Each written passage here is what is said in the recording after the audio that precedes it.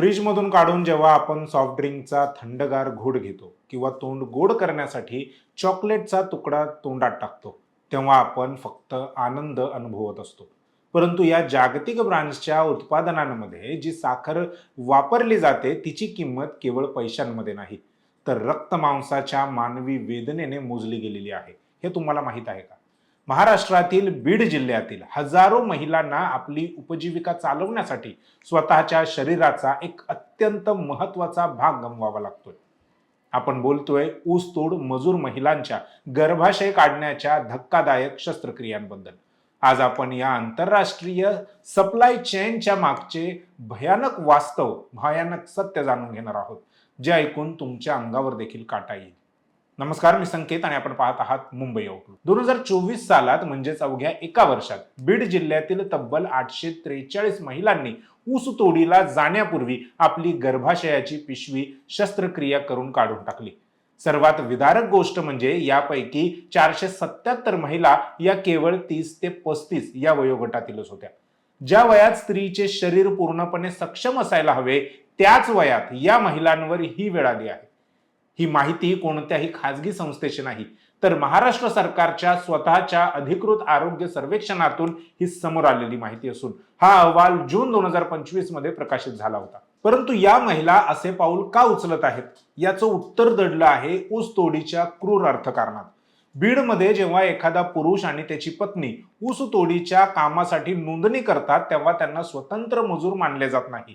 त्यांना एकत्र मिळून कोयता असं म्हटलं जातं. हे नाव त्यांना ते वापरत असलेल्या अवजारावरून मिळालं आहे. हंगाम सुरू होण्यापूर्वी मुकादम नावाचा मध्यस्थ या जोडप्याला 6 महिन्यांच्या ऊसतोड हंगामासाठी 50 ते 60 हजार रुपयांची आगाऊ रक्कम म्हणजेच ऍडव्हान्स देतो. आजच्या महागाईच्या काळात ही रक्कम खूप मोठी नाही, परंतु गरिबीमुळे या कुटुंबांना ती घ्यावीच लागते. परंतु या बदल्यात त्यांच्याकडून जे काम करून घेतलं जातं ते अमानुष आहे. या दाम्पत्याला दररोज तब्बल 2 टन ऊस तोडून तो ट्रकमध्ये भरावा लागतो. हे काम दिवसाला 12 ते 14 तास सलग करावं लागतं आणि संपूर्ण 6 महिन्यांमध्ये त्यांना आठवड्याची एकही सुट्टी नसते. बरं, शोषणाची व्यवस्था इथेच संपत नाही. जो मुकादम त्यांना आगाऊ रक्कम देतो तो स्वतःचा 15 ते 25% हिस्सा आधीच कापून घेतो. शिवाय त्यांच्या रोजच्या कमाईतील काही रक्कम ही स्वतःकडेच ठेवतो. समजा एखाद्या दिवशी प्रकृती अस्वास्थ्यामुळे किंवा अत्यंत थकव्यामुळे काम चुकले, तर त्या जोडप्याला दिवसाला 250 ते 500 रुपयांचा दंड आकारला जातो. आता विचार करा, ऊस तोडीचे काम शेतात, उन्हातान्हात आणि अगदी उघड्यावर चालते. तिथे ना स्वच्छतागृह असते, ना पाण्याची योग्य सोय. अशा परिस्थितीत एखाद्या महिलेला मासिक पाळी दरम्यान असह्य त्रास झाला आणि तिने केवळ 1 दिवस सुट्टी घेतली, तर लागणाऱ्या दंडामुळे तिच्या जवळपास आठवड्याभराच्या उत्पन्नावर पाणी फिरते. गरिबी आणि डोक्यावर असलेल्या कर्जाच्या ओझ्यामुळे या महिलांना हा आर्थिक फटका परवडणारा नसतो आणि म्हणूनच दर महिन्याला होणारी मासिक पाळीची ही झंझट आणि त्यामुळे होणारे आर्थिक नुकसान हे कायमचे संपवण्यासाठी या महिला थेट आपली गर्भाशय पिशवीच काढून टाकण्याचा अत्यंत वेदनादायी निर्णय घेतात. आता तुम्ही म्हणाल की या साखर कारखान्यांचे मालक किंवा सरकार यावर काही करत का नाही? तर गंमत अशी आहे की ऊस खरेदी करणाऱ्या साखर कारखान्यांची या सगळ्या शोषणाशी कायदेशीररित्या थेट कोणताच संबंध नसतो. कारखानदार म्हणतो की आम्ही फक्त साखर विकतो, मजूर कोण आणतो याच्याशी आमचा संबंध नाही. महाराष्ट्रात सध्या 210 साखर कारखाने कार्यरत आहेत आणि 2025-26च्या हंगामात जवळपास 1 कोटी टन साखर उत्पादन झाली. ही साखर खरेदी करणाऱ्यांमध्ये जगातल्या सर्वात मोठ्या बहुराष्ट्रीय कंपन्यांचा समावेश आहे. 2024 मध्ये द न्यूयॉर्क टाइम्स आणि द फुलर प्रोजेक्ट यांनी एकत्रितपणे येऊन एक मोठा तपास केला. त्यांनी या साखरेच्या सप्लाय चेनचा शेवटपर्यंत मागोवा घेतला. या तपासात भारतातील 2 मोठ्या साखर कंपन्यांची नावं समोर आली, दालमिया भारत शुगर आणि NSL शुगर्स. धक्कादायक बाब म्हणजे या कंपन्यांकडे जागतिक स्तरावर प्रतिष्ठित मानले जाणारे बोनसुक्रो हे इथिकल सर्टिफिकेशन होते.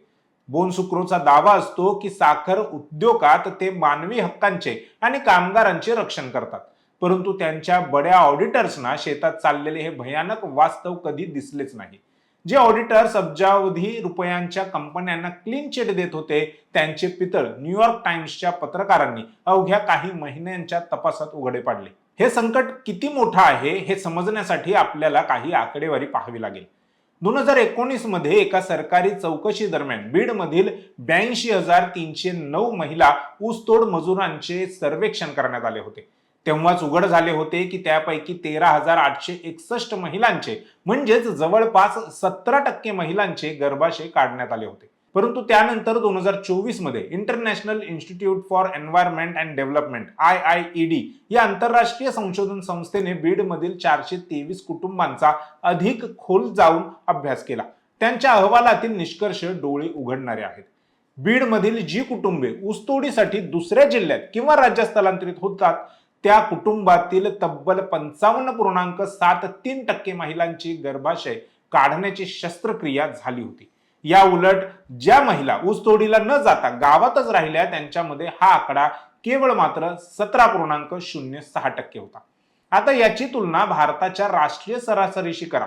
संपूर्ण भारतात 15 ते 49 वयोगटातील महिलांमध्ये गर्भाशय काढण्याचे प्रमाण हे केवळ 3.2% आहे.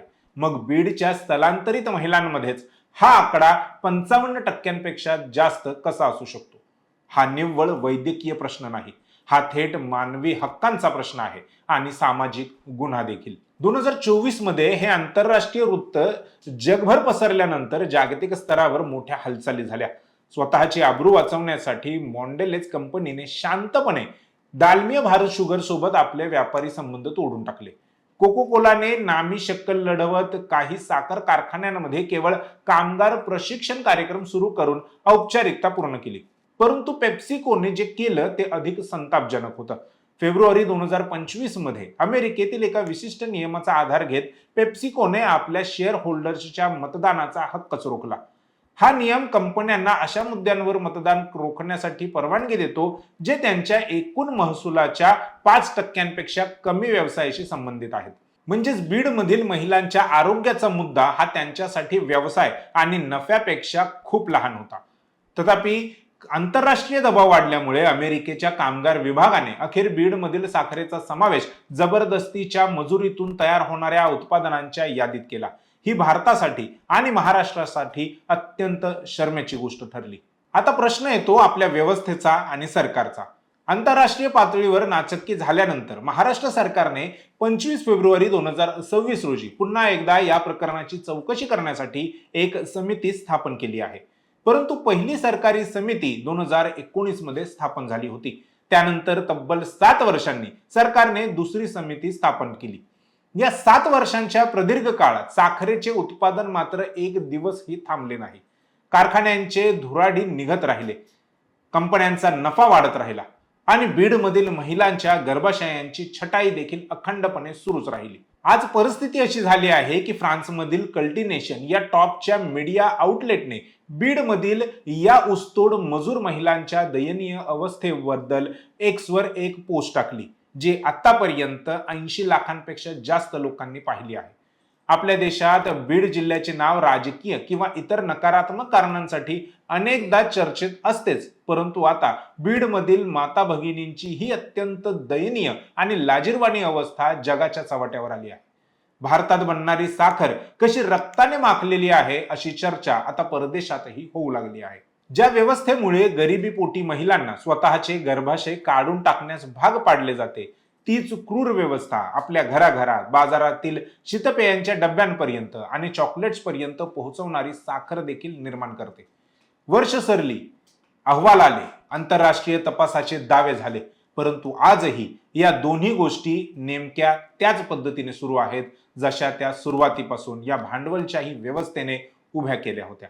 ना मुकादम बदलला, ना कारखानदारांची वृत्ती बदलली, ना महिलांचे नशीब बदलले. याशिवाय या कामगारांचे अपहरण, मुलांच्या शिक्षणाचा प्रश्न व मुकादमाने केलेली फसवणूक या समस्यांनी देखील हे ऊसतोड कामगार भरडले जात आहेत.